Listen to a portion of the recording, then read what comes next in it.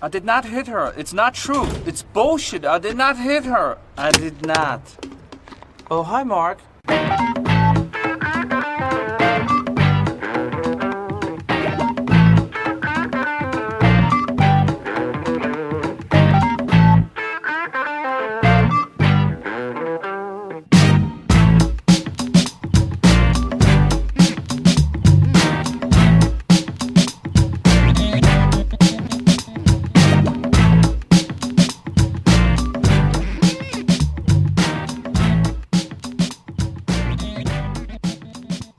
Hello and welcome to episode 15 of the Mark and Me podcast.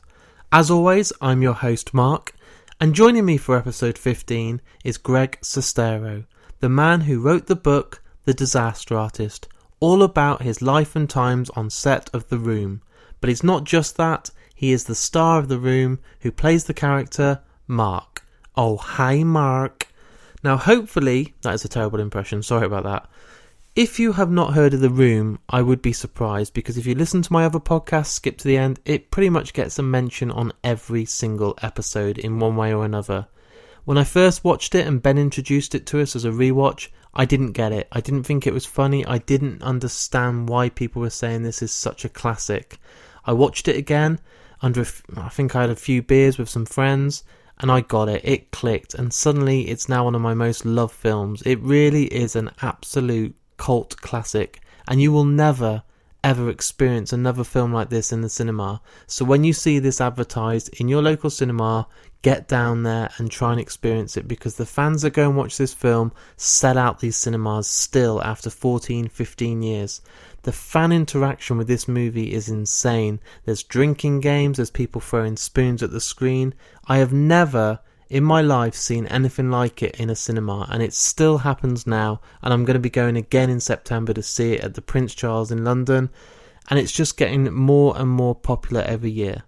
Also, you may have heard and seen the trailer for The Disaster Artist. James Franco has actually adapted this book to screen, and I'm very, very excited because the cast is crazy. He's got the likes of Alison Brie on board, he's got Tommy himself, yes, Tommy Wiseau is going to be in there, we've got Zac Efron, Bryan Cranston, Seth Rogen, Dave Franco, Adam Scott, Sharon Stone. We have got this huge cast for this huge film, and I do genuinely believe that everyone will be talking about this film at the end of the year. It's already had people saying it could be up for Oscars as lead acting performance from James, best screenplay.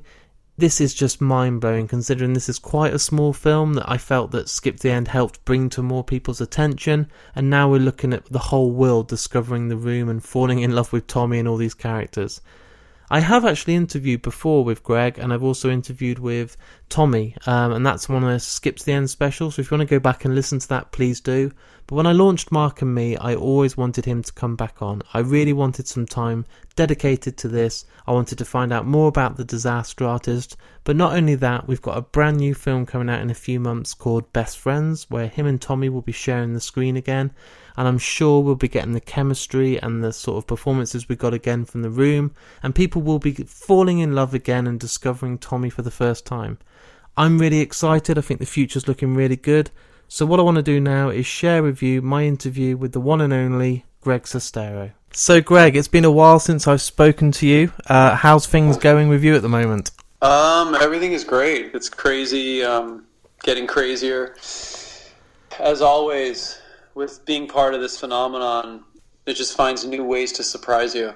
As we are sitting here now talking, the trailer's just gone live. We'll obviously talk more about the film shortly, but The Disaster Artist has been trending all day on Twitter, and it's the number one downloaded and it's the most streamed video on YouTube today, so that must be pretty mind-blowing. It is. I thought 9 years ago or so, when there was an article written in Entertainment Weekly, I thought that was the peak of The Room at that point, and I was stunned. And so to sit here now, 9 years later, and be at this position, it just goes to show you never know what's in store for you.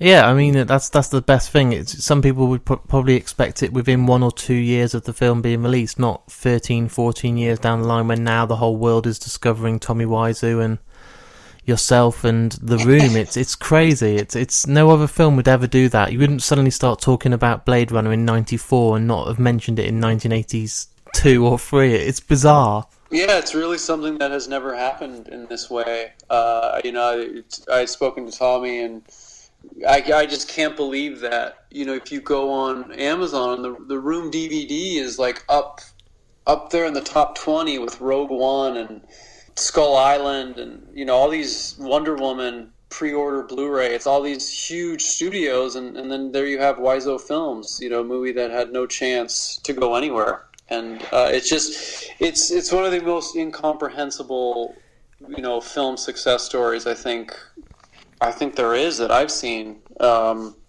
especially with a film that starting out with no stars, no experience, just really these two friends bumbling along trying to make a film. It's mind-blowing in a lot of ways.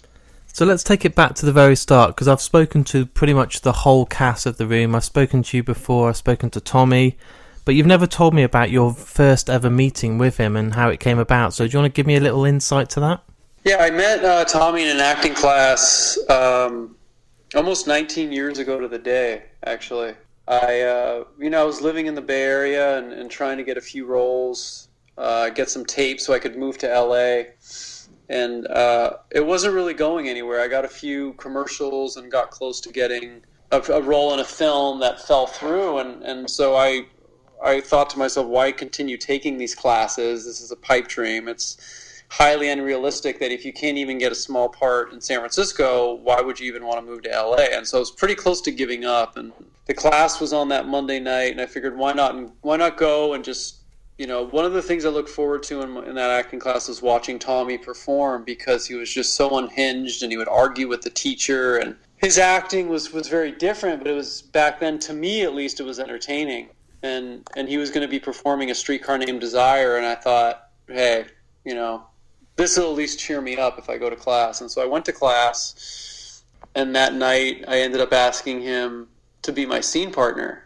And that just kind of changed everything from there on out.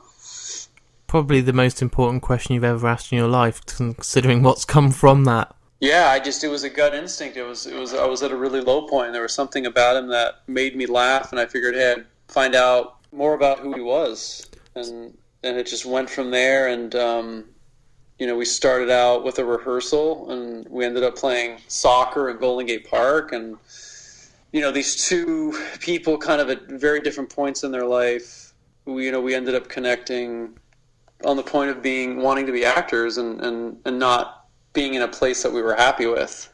And it just kind of, went from there.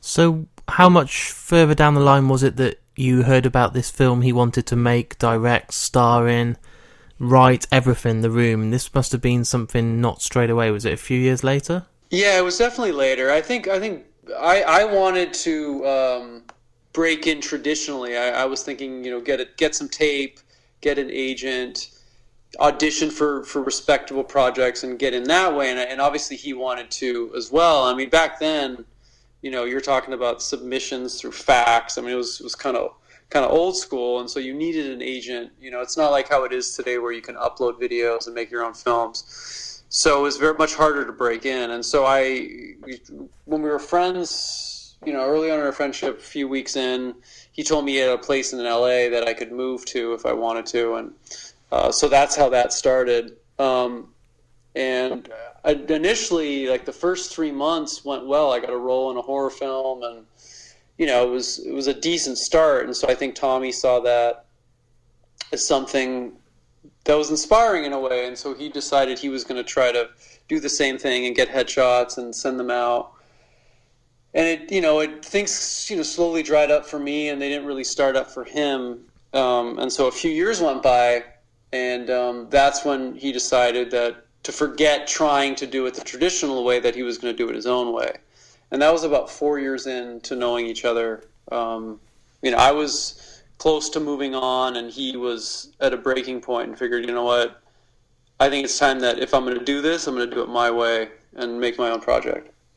So when I spoke to the other cast members, they told me about the first day they came on set, and they came to an open audition for certain parts of this film, and it was a very unique experience. He was getting people to scream or suddenly cry or suddenly pretend they won the lottery. Lots of different kind of reactions on the spot, and it was like no other audition. Did you have to audition for the part of Mark, or were you just wanting to be involved in the film? Any part you could get, or how was it that you kind of got that part of pretty much the main role? It was really something that Tommy had written. He wrote the script when we were roommates, and so I think from the get-go he always saw me as Mark, and that was what was intended. And initially I wasn't going to be in the film. I was only going to help him make it behind the scenes. So, he pretty much left that up to me, that if I wanted the part, it was mine. And then the night before filming came along, and someone else was already cast as Mark, and he told me flat out that if I miss this chance, if I let this opportunity go, that it would be the biggest mistake I would make, and I'd never be able to recover from it. And so he kept pushing his offer, and I figured, I'm going to be on set every day anyway. He really wasn't pleased with this other guy that was playing Mark, and he just kind of pushed me into doing it. I was 24 and I had a retail job, and that was pretty much it. So I figured, why not do it? People probably won't see it anyway, and just go from there. So a lot of the other members I've spoken to have said they kind of didn't ever see it being finished. They thought they'd go along, they did the audition, there was parts that they felt just weren't working, people were getting fired. Did you actually see the light at the end of the tunnel? Did you believe that Tommy would get this project finished, or did you have concerns? Along the way, making a movie is, especially on your own, if you're producing it, it's really hard, because a film changes through the course of making it. You have the vision in your head, you write the script, and then you start to see it come alive in front of you, and you start watching dailies, and some of the things you just see don't work, and so you have to reevaluate it on the spot. You have to be able to adapt quickly, and I think with this being Tommy's first film, I'm not sure exactly what his strategy was or how he was going, but I knew it was a struggle, just in that sense. But the movie Tommy wanted to make, I think, was a little bit, I guess you could say, ahead of its time. It took a while for some of the people to catch up to wanting to help him get there. And, so things went awry pretty quickly, and, we went through several crews, but I knew Tommy would finish. I knew he's not somebody that would just stop something and move on. So I knew it would get finished. There was a few times when we lost key groups of people that I was definitely concerned, but, it was a process getting it made, and I'm definitely surprised that it all came together. So fast forward, it had all been filmed, it had been edited, it had been pretty much mastered up and ready to show. What was your reaction when you kind of sat down in that theatre for the premiere and sat there and looked up with the rest of the cast and watched it all pan out? Did it amaze you? Were you let down? Were you surprised? Or how was that first initial reaction of seeing yourself on the big screen? I got to see the room months before the premiere. I got to see a rough cut, watched it with my family. Yeah. And, we all laughed through it. I didn't realize just how much comedy was in there until you saw it with a group of people that didn't know what to expect. And so it had kind of been our home movie that we would watch. And, ironically, my dad even thought it was hilarious, and my brother's friends thought it was hilarious. So I thought that was for the reason that, we knew Tommy, and therefore we saw the humor. I didn't know what an audience would think without having the backstory. So when I did get to the premiere, and I was in a theater with people that had no idea what was going to happen, and the movie came on, I definitely felt a little restless, and didn't last too long, only about 5 minutes before leaving out to the lobby. So, but about a half hour in, you could hear the roars of laughter at the premiere, and I just thought, I wasn't surprised, but at the same time I very much was, because it's hard to make 300 people howl with laughter for any movie. So clearly the room had a power that I don't think any of us really got. obviously 14 years later, we're sat here now. The film, my closest kind of independent cinema is the Prince Charles. I know you've been there many times.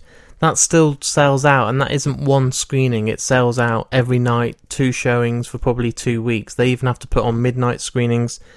I don't know any other film that's that popular, that's kind of got that cult following. It must be amazing to go to these cinemas and attend and do a little Q&A and stand there and see just how obsessed these fans are, throwing spoons and just having like the time of their life. Going to the Prince Charles Cinema, I think it was the first time in 2012, and there was like 13 sold out shows, and these fans came in with so much passion, and you know, they know all the lines, and they're nonstop for 99 minutes. Like, they just love this thing, and it's hard to fathom.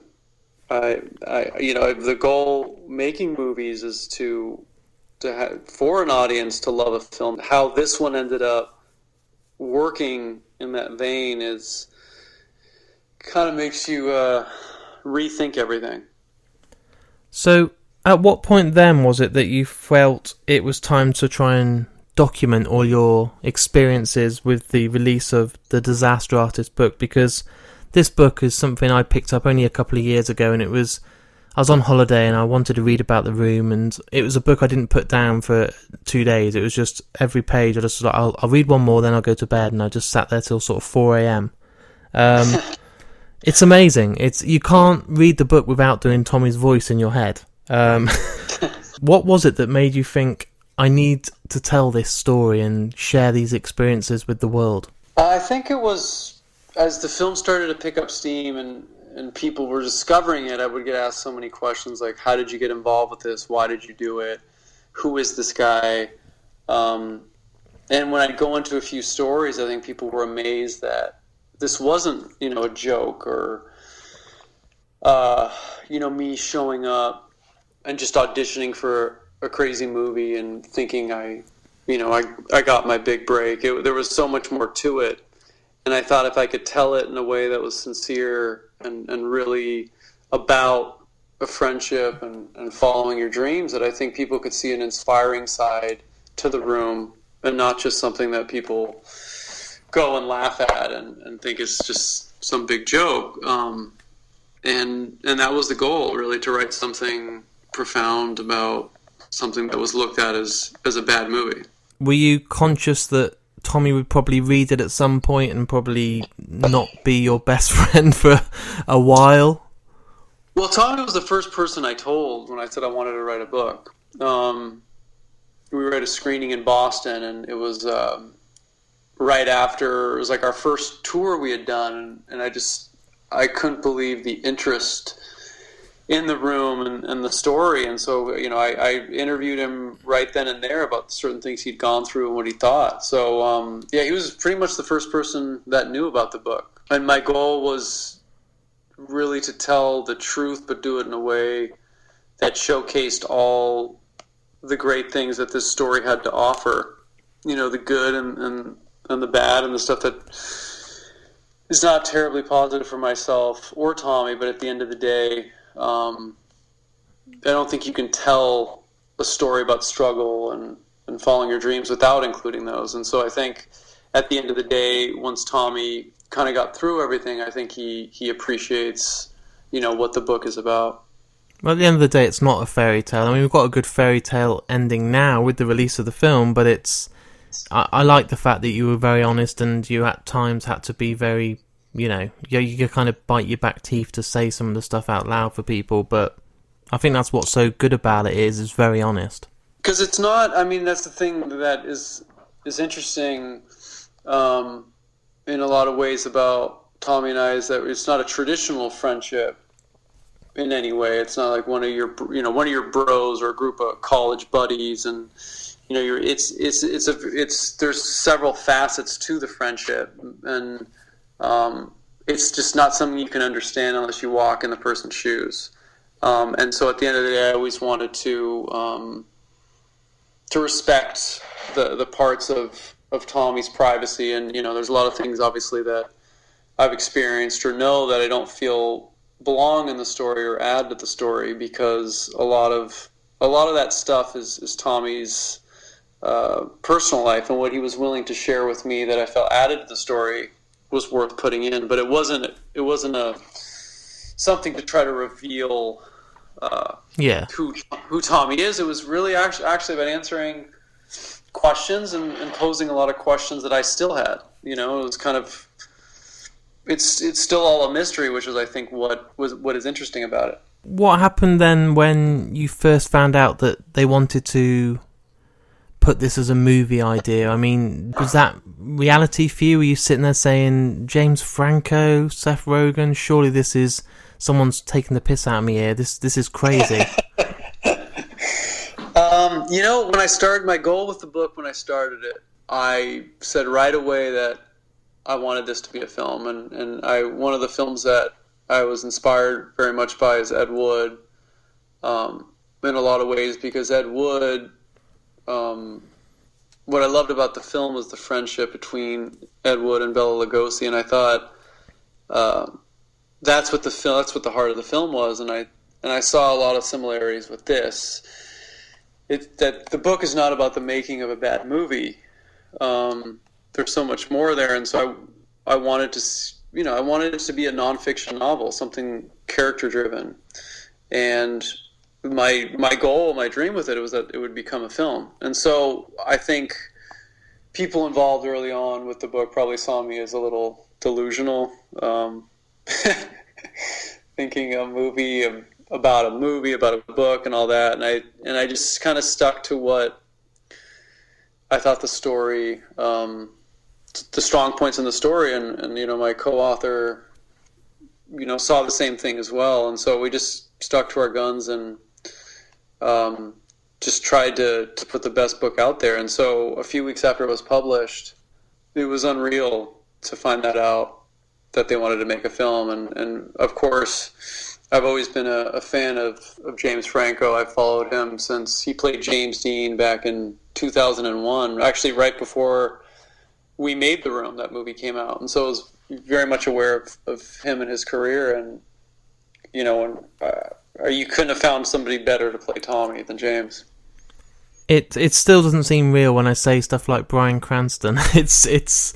It's crazy. Only today when I saw the trailer does it seem real. It kind of feels like I've read about it for so long and I've heard about the film festivals, but until I saw the footage today in that famous rooftop scene, it was only at that point I thought, this is actually happening. The world is about to find out about our little secret of The Room. But it's true. Yeah. It's been this little cult film that when I tell people about, they say, I don't know what you're talking about. And then I tell them, they say, oh, is that the one with the spoons? And now the world is about to discover Tommy Wiseau, The Room. It's crazy. Yeah, it still feels like a dream in a lot of ways. So have you seen the film itself all the way through? I know that the cut that they did in the film festival wasn't the finished cut. Have you sat and seen the whole thing yet? I did see it at South by Southwest, and it just got an incredible response. I mean, people ate it up. Tommy loved it. That's my biggest worry. That was the one thing I thought. If Tommy doesn't like it, this film isn't coming out. No, he loved it. He thought they did a great job with it. He thought James was terrific. And I really do feel that James's performance in the movie it's really up there with some of the best of this decade. He completely transformed himself into Tommy and found nuances in the performance that I thought were really brilliant. And I couldn't be happier with the way it turned out.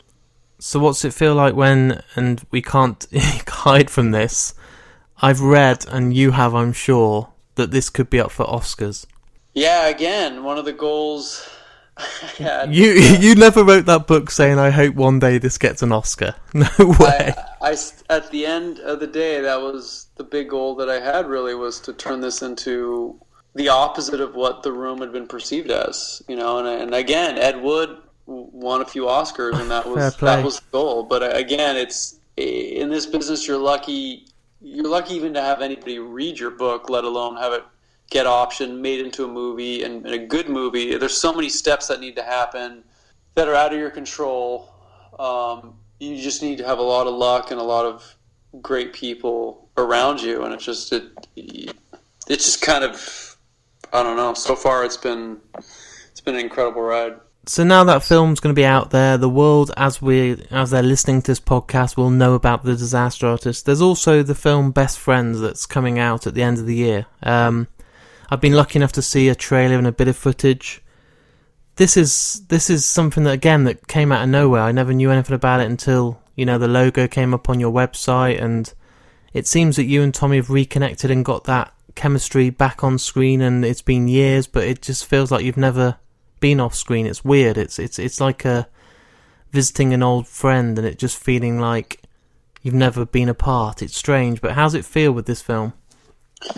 It's another strange happening. I mean, for years I didn't think I'd ever work with Tommy again, just because the room was such an overwhelming experience and all the stuff that came with it. I felt like it would be smart to stay away from all that and try to do your own thing. But to be honest, I got to see an early test screening of The Disaster Artist over a year ago, and I was just so overwhelmed by the film and James's performance, and I don't know, something about it when it was over, I felt like there was one more chapter in this, and I felt like I'd never really given Tommy a chance. I was so young when we did The Room, and I just kind of went along with everything that was happening, and I never really threw myself into anything. It just sort of happened, and all this hoopla has come from The Room without really me even trying or doing something earnest with Tommy. And so I'd been working on a few television show ideas, and I sat down and I thought of, what if Tommy and I did do something again, and we have all these life experiences, and I sat down and started thinking about some of the most bizarre things I've experienced with Tommy, and one of them was after we had made The Room.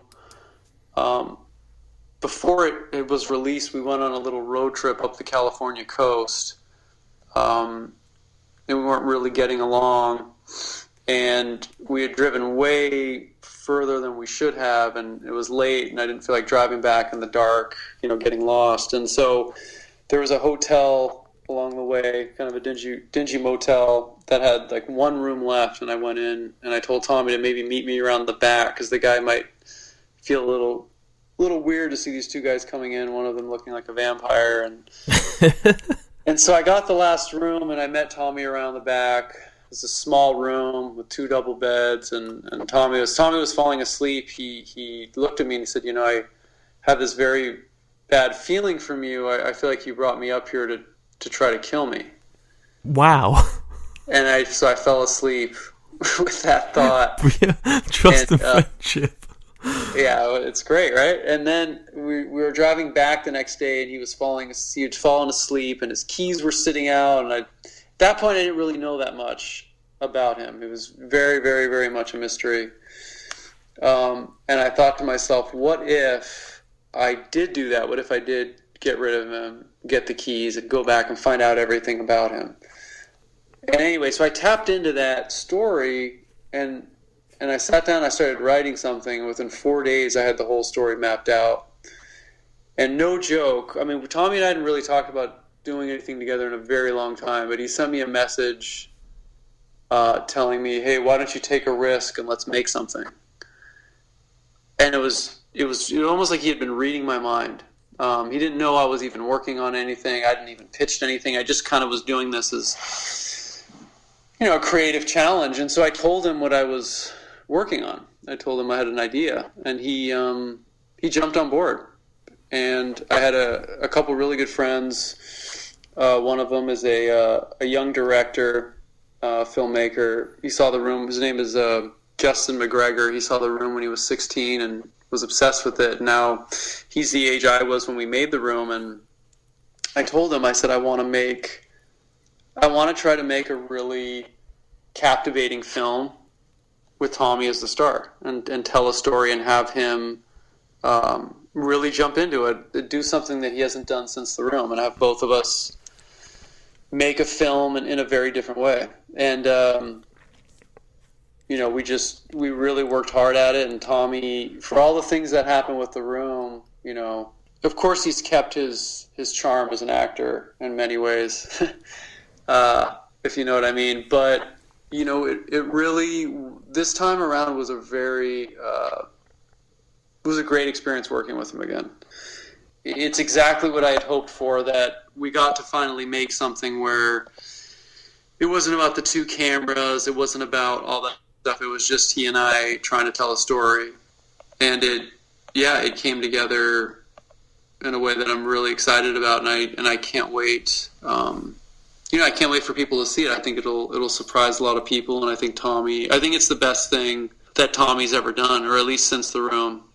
I think he really nailed it, and we're going to be showing it at the Prince Charles Cinema for the very first time, September 4th through the 7th, and Tommy and I will be there. It's going to be an advanced screening, so I figure with all the history of the Prince Charles and all the great screenings, I figured it's a great first place to kind of start. The movie won't be officially released until earlier next year, but this is sort of like the first launch for people to see it and get a feel for it.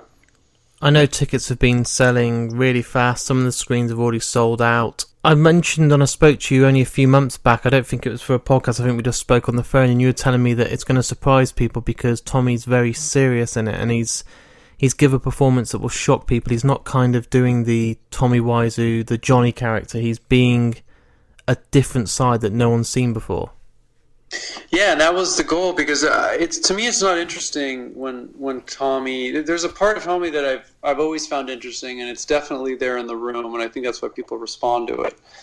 But I haven't seen Tommy really do that since The Room. I feel like any role he's done since is much more kind of people trying to get him to act like Tommy, rather than Tommy being an actor. And he finally is able to deliver something we haven't seen before. And I can say this honestly, I think he's really terrific in the film. Are there any stories? Did you have any bust-ups? Because I can't imagine Tommy was that comfortable with being directed, considering he had full control in the room. How was it with him being in front of the camera for most of it?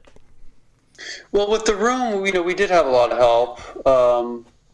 We had a lot of crew members that had done a lot of work, so he did have a pretty good balance there. And I just felt like with this film, because it was a lot of it was my vision in the sense of what the story was about, I really wanted to have him focus more on just performing and just playing a part for the first time and just being an actor. And no one had really given him the chance to star in an actual feature where he could really get lost in a part. And so I thought that was a great chance. And rather than having it be more of a circus, just have him be an actor and tell a story. And I think we were all there to guide him to do that. And he responded very well. He obviously Tommy's Tommy. There's some things that he has opinions on, but for the most part, he gave it his all, which is all we could ask for. So what now then? Because let's be honest, and I mentioned it earlier on this episode, that the world is now going to be talking about Tommy. The world is suddenly going to be falling in love with him and finding about everything. The Room Full of Spoons documentary that will hopefully come out at some point. We've got the Room Actors, Where Are They Now? Robin's Project. We've got The Disaster Artist. We've got Best Friends. It's going to be pretty much the busiest time of your life, surely. Yeah, you've got quite a lot on. The room universe. Yeah. I think for me, the main reason I got into film or trying to be an actor was just, I love storytelling and I love movies. And that's really my goal at the end of the day, is to continue to work, whether that's making short films or writing. And so I'm very, very grateful that this whole Room experience has given me the chance to do that, and I got to, making this new film was great. It was challenging, and that's what I hope to continue to do is making films. and just challenging yourself creatively. I think you're going to be struggling if this does get Oscars and breaks records and suddenly everyone's saying that this is the best film ever. You're going to have quite a challenge to top it. Yeah. No pressure there, Greg. Yeah, you know what? I think Best Friends is going to be. I think that's going to be a good ride. After that, it's really the challenge of then what do you do? What kind of films do you make after that? And I think you got to keep your audience happy. There's things you can do that challenge you creatively and make you happy, and then can also satisfy your audience. But you just want to be careful of just making stuff for you that your audience won't be terribly interested in. So, finding a balance there, I think, will be the next challenge. I think Best Friends is a good chance to take your audience and give them what they want, but take them in a little bit of a different direction. And we have an incredible audience that has shown up for years and is very supportive. So just want to make sure to keep them happy and keep making stuff. And my final question, do you think we will see The Room 2 knowing that the world will be begging for more within 12 months' time? I think Best Friends is probably the closest thing you'll get to that. But I don't know. I think with The Room, it captured what that is in such a strong way that the best thing you can do is tackle new avenues and try to give us new material that's equally interesting, but kind of telling a different story. I think The Room 2 would fall into a little too much self-awareness. I feel like The Room 2 needs to happen accidentally. So, you need to be shooting for something totally different and have it really pop in a different way. So I do think we're in store for some great stuff, and I think The Disaster Artist is really an incredible film that fans are going to flip for, and it's going to bring us into uncharted territory. So I guess it's kind of exciting and frightening at the same time. I've been supporting you guys, Skip to the End, and Mark and me have been there for the last 2.5 years, pushing for people to discover this, and it's amazing to see, and I can't wait now to see the next couple of years pan out for you, and it's kind of supporting your favourite team as the underdog and then them winning the NFL Super Bowl. It's amazing. I can't wait, and I wish you all the best for the next couple of years ahead, because you're going to have some amazing adventures, and it has only just started for you. It's amazing. Yeah, I really appreciate that. There's so many people that have come and gone in this industry, and so many people with big dreams that have suffered tragedies, and to have really kind of died and be able to come back again and do the things you love. You gotta be very grateful for that. And people like you that support us, that see the good and the bad. I've seen it all. It's really, it's a very exciting position to be in, and, like I said, I'm very thankful. So there we have it, the interview with myself and Greg Sestero, the writer of The Disaster Artist, star of the movie The Room, soon to be starring in Best Friends, and soon to be everywhere because he wrote the book, which is going to be a maybe Oscar-nominated film for The Disaster Artist. I hope you enjoyed that interview. It's fascinating to see how this book has just blown up into huge status. Everyone is buying it. Everyone I know who's loved film has gone and got this, and they've told me how much they've really enjoyed hearing these stories about Tommy. I don't want to spoil too much, but I'm sure you've probably guessed. Tommy will be making an appearance on Mark and Me very shortly, and I've also got some of the Room cast as well who will be sharing their thoughts and experiences of being on The Room. So it's going to be quite heavy Room focused over the next few episodes, but I'm loving it, and I hope you guys are at home. As always, I want to take the time to thank you all for tuning in and listening and leaving me feedback and taking the time to tweet. I love the fact that you got a surprise episode with Mark Bernard in this week from Fat Man and Batman. The response was great. I will hopefully get some more surprise episodes out there for you all. Really do appreciate you tuning in.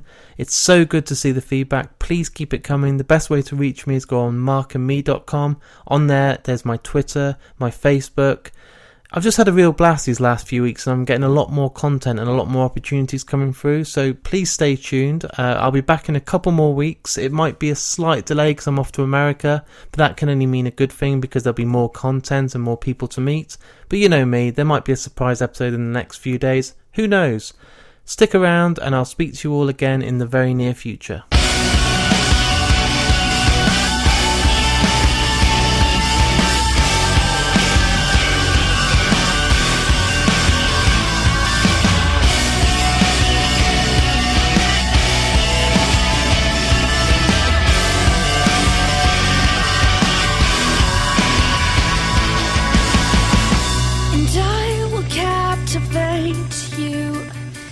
Everything I got to bring the best out in you.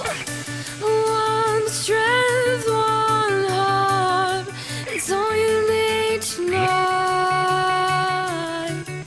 Tonight, tonight, tonight.